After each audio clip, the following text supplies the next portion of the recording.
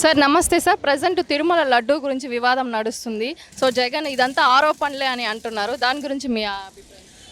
Suresh Reddy Bharatiya Janata Party Nellore parliament convener, అదే Kisan Morcha all India vice ప్రెసిడెంట్ని, అదే రకం ప్యానలిస్ట్ని కూడా.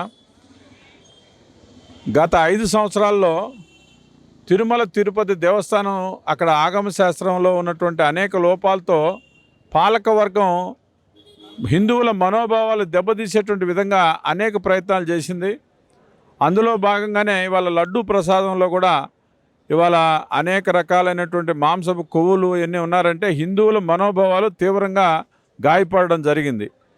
ఇది యావత్తు అన్ని దేవాలయాల్లో కూడా ఇవాళ అన్య మతస్థులు ఎవరైతే ఉన్నారో వాళ్ళు జోక్యం చేసుకుంటూ పరిపాలనలో కానీ ఆగమ శాస్త్రంలో కానీ ఇవాళ ఈ యొక్క అపచారం చేస్తున్న ప్రక్రియ కొనసాగుతూ ఉంది.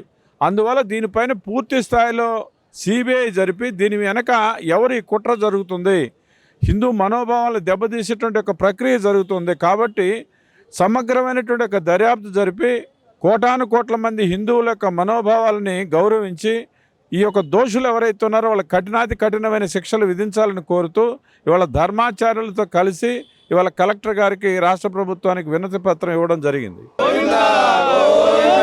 ఏడుకొండలవాడ గోవిందా గోవిందా.